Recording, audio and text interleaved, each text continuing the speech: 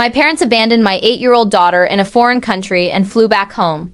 We've all decided that it's better without her, they said, and I didn't cry. I took action. 2 hours later, their lives started to unravel, but let me back up. So you understand why I was standing at arrivals with a cold coffee and a bunch of daisies. I got to the airport at 11 in the morning, clutching those flowers because I'm the kind of person who thinks a bouquet can patch holes in reality. My daughter Lily loves flowers, and she pressed them between book pages like she's saving evidence for court.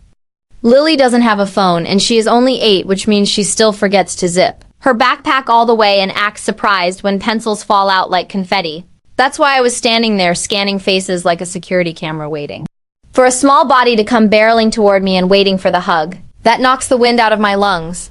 3 days in Dubai was supposed to be a treat. Mom had called it a luxury trip like she'd leveled up as a grandparent, and it included my parents plus my sister Ashley and her husband Matt along with their kids. They told me to stay home because I work too much and need rest. I believed them. Not because they'd earned it, but because Lily was excited and I wanted to be the mom who says yes to something big. So I signed a travel consent letter for 3 specific days and took a photo of it on my phone because my life is held together by screenshots just in case. When the doors opened, the crowd poured out and I saw my family. Mom was first with Dad beside her, and Ashley had sunglasses on her head like a crown while Matt pulled a carry-on. They were smiling and looked refreshed like they just had a nice break from being themselves. I smiled back automatically because my face didn't know what else to do until my brain counted 4 adults and 2 kids, but a lily-shaped absence so loud it made the terminal feel quiet. I stepped forward and asked where my daughter is, and Mom didn't even flinch. She said, "Lauren, don't freak out." I said, "I'm not freaking out, I'm asking where my daughter is." Ashley made a small noise, almost like a laugh, while her daughter Paige rubbed her eyes and said, "We left her in Dubai." For a second, I actually nodded like she'd said we left a hat because my brain tried to fit it into a reasonable shape. I waited for the punchline, but no one gave me one, so I looked at Dad. He sighed, like I'd asked him to carry my groceries and said, "She's not here, we can talk about it at home." I said, "No, we can talk about it now." Ashley leaned in too close and hissed, "Don't do this in the airport." But I asked, "Do what? Collect my child?" Mom lowered her voice like she was soothing a toddler, saying everything's fine. Then Ethan just said she's with her dad. That word landed and didn't bounce because her dad Cole is my ex-husband who vanished 3 years ago like he'd been raptured. 3 years of no contact meant no support and no birthday cards and absolutely nothing. Lily barely remembered him, and when his name came up she'd squint like she was trying to place a character from a book she read a long time ago. I stared at Ashley asking if she gave Lily to Cole, but she corrected me saying we left her with her father.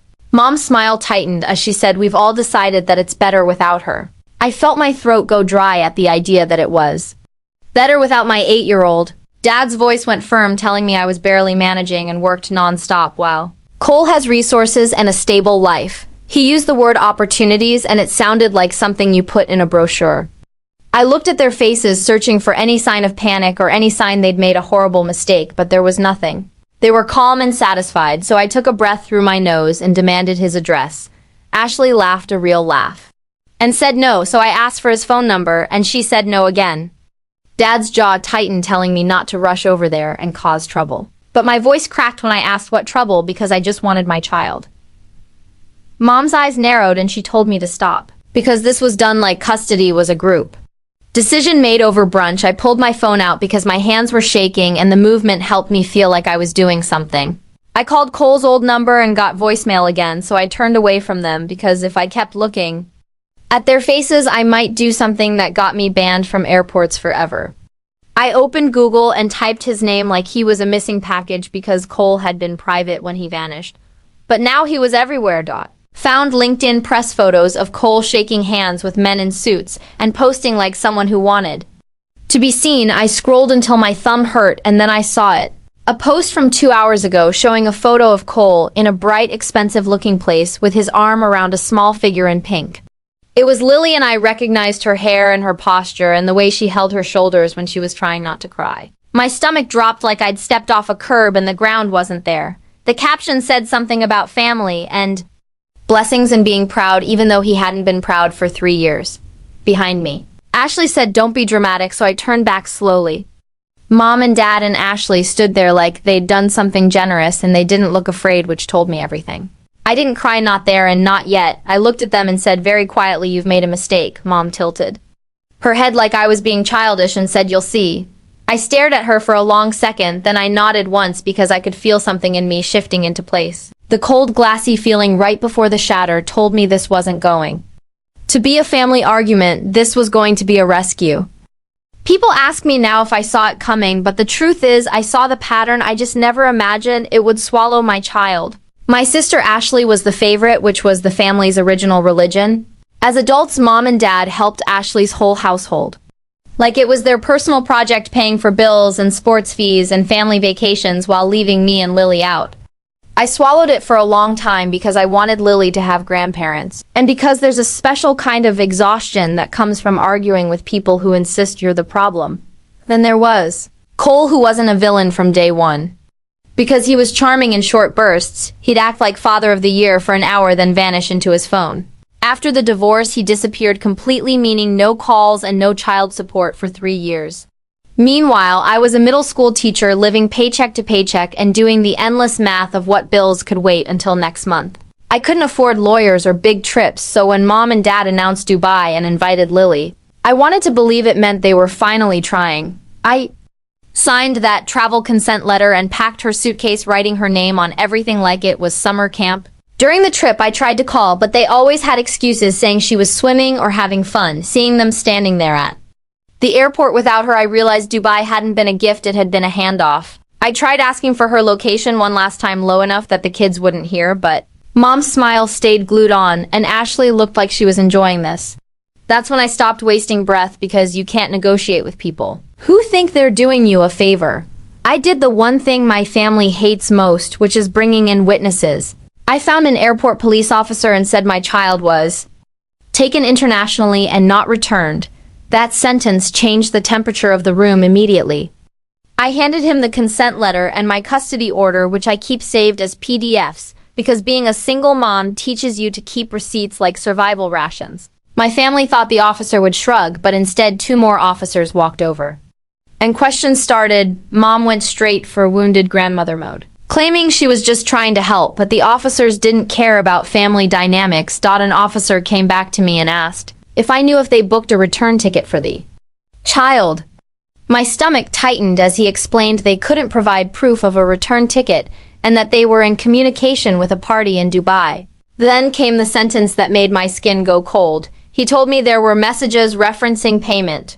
So that's what the trip was, not a gift and not bonding, but a transaction. I stood up too fast and the room tilted, but I steadied myself and asked the officer for the address. He wrote down a building name and a district, and it felt surreal looking at a Dubai address like it was a grocery list. I told him I needed to get there, and he didn't try to stop me. He just looked at me like he knew I was going anyway. While officers questioned my family, I stepped aside and called the number the police had given me. It rang twice, and then his voice answered, smooth and controlled, like this was just an inconvenience in his day. I said, "Put Lily on," and there was a pause before he replied, "She's busy." I told him she's 8 and she's not busy, so put her on. His tone softened performatively as he said, "She's adjusting, and this is a big change." I stared at a wall advertising holiday packages and asked if he meant the change where he takes a child who hasn't seen him in years and drops her into his life. Like luggage, he said, "She's my daughter, and this isn't theft, it's reunification." I could hear my heartbeat in my ears as I reminded him I have sole legal custody. He didn't care about the American paperwork. And when I asked why now he used that same word my parents used, which was opportunities, he said he could provide stability. And that I'd been struggling, which proved he didn't even know her. He told me he wasn't interested in a scene and hung up with confidence. Like he thought the distance and the laws would do the work for him. I looked at the case number the officer handed me and did what I always do when my world catches fire, which is make a list. I opened LinkedIn again and saw that Cole's profile was a stage for his business deals, underneath a post about being proud.